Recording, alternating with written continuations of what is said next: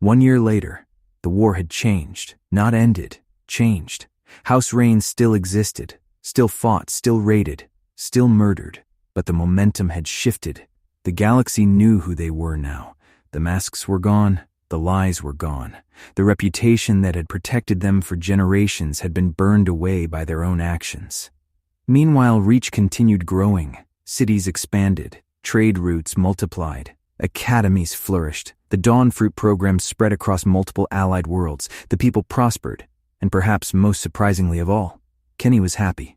Not all the time, not perfectly, but genuinely, because over that year something unexpected had happened. He had fallen in love, not with a queen, not with a ruler, not with House Arcturus, with Selene, the woman, the person, the one who somehow managed to make him laugh after terrible days, the one who understood leadership, the one who challenged him when he was wrong, the one who genuinely cared about Reach and its people, the one who somehow still looked at him like he was the most interesting person in the galaxy. It had taken nearly a year, but eventually even Kenny had to admit the truth. He loved her, and he believed she loved him too. The realization came quietly, not during some grand moment, not during some dramatic battle. It happened while he was sitting alone one evening overlooking Reach, thinking, planning, watching the lights of the cities below, and suddenly realizing he couldn't imagine a future without her. That was when the decision was made. Not just because of love, though that mattered. There was another reason, a practical one, a strategic one, a ruler's reason.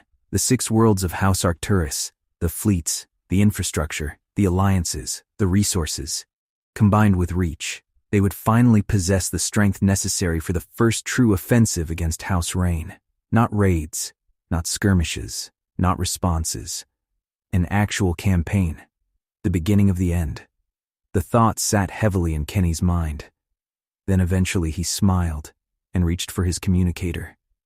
The Emperor answered immediately. His hologram appeared above the desk.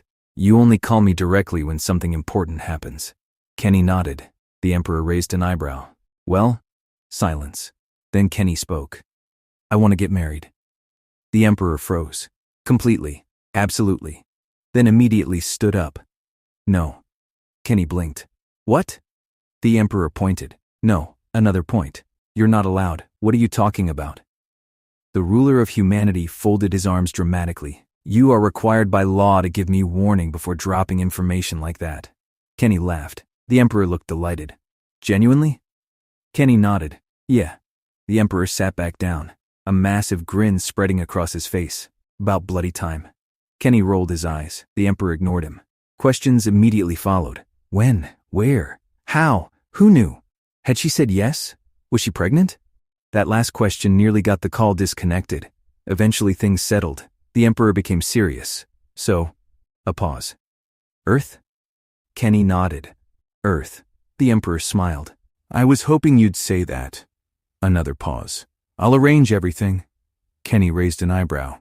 "Everything?" The Emperor pointed toward himself. "I am the Emperor." Another pause. "Let me do Emperor things." That answer was apparently final. The conversation continued for nearly an hour. Security, guests, ceremonies, political implications, House Rain's likely reaction, every detail discussed. Eventually the Emperor nodded. "It'll be official." Another pause. "And it will be witnessed by the galaxy." Kenny smiled slightly. Good. That was exactly what he wanted.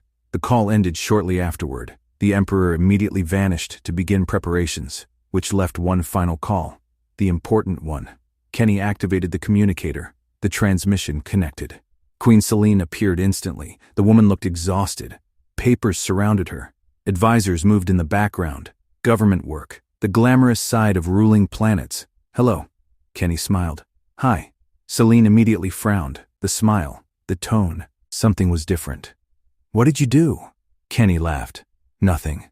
The Queen narrowed her eyes. "You did something." A pause. "You only smile like that when you're planning something." Kenny folded his arms, then finally spoke. "It's time." Silence. Selene froze. Completely. Absolutely. The Queen simply stared. The words took several seconds to register. Then her eyes widened. Then widened more. Then somehow widened again. The ruler of 6 planets suddenly looked like a teenager hearing her crush liked her back. What? Kenny laughed. You heard me. Celine actually stood up. No. Another pause. No way. Another. Really? Kenny nodded. The queen covered her mouth, then started pacing, then stopped pacing, then started again, then laughed, then almost cried, then laughed again. The emotional journey was impressive. Kenny watched all of it, highly entertained. Celine pointed at the screen. You're serious? Yes. The queen disappeared off camera. A loud crash sounded somewhere. Then she returned. What was that? Nothing. Another crash echoed. Kenny raised an eyebrow. Celine. The queen looked suspicious. My chair. Kenny laughed. The woman was absolutely losing her mind. And then, the shadow appeared. She stepped into frame carrying a data pad. What's happening? Celine immediately pointed toward Kenny. The shadow looked between them. Then realization struck. The woman closed her eyes, took a deep breath, then nodded once. Finally, Celine looked offended. What does that mean? The shadow ignored her. Instead, she looked directly at Kenny. When? Earth. The shadow immediately activated several schedules, several transport manifests, several diplomatic itineraries. The woman transformed into pure efficiency. I need to organize clothing. Another pause. Transport. Another. Security. Another. Guest arrangements. Celine blinked. I haven't even said yes yet. The shadow looked at her, then looked at Kenny, then looked back at her. Silence. Celine folded her arms. Fair. The call eventually ended. Not before Celine spent another 10 minutes smiling at the screen. Afterward, Kenny sat quietly, looking out across reach, thinking, planning, dreaming. Then he stood. There was one final thing left to do. The following morning he gathered the people closest to him. Pines arrived first, naturally, late, as tradition demanded. Lyra arrived shortly afterward. Darius followed. The 4 sat together overlooking the city. Kenny looked around the table, then spoke. I'm getting married. Silence. Then chaos. Pines nearly fell out of his chair. Lyra laughed immediately. Darius looked genuinely happy. Several minutes later, things settled. Eventually, Kenny looked toward Pines. I need a best man. Pines blinked, then pointed toward himself. Me? Yes. The former Eclipse survivor sat silently, for perhaps the first time in his life, speechless. Then finally smiled. A huge smile, the kind nobody could fake. I'd be honored. Kenny nodded, then looked toward Darius. I'd like you as a groomsman. The older man froze, then slowly smiled. A proud smile. The sort a father might wear. It would be my honor. Finally, Kenny looked toward Lyra. The woman immediately frowned. What? I want you standing beside me too. Lyra blinked. At the wedding? At the wedding? Another pause. Your family. The room fell silent. Lyra looked genuinely touched, then smiled. All right.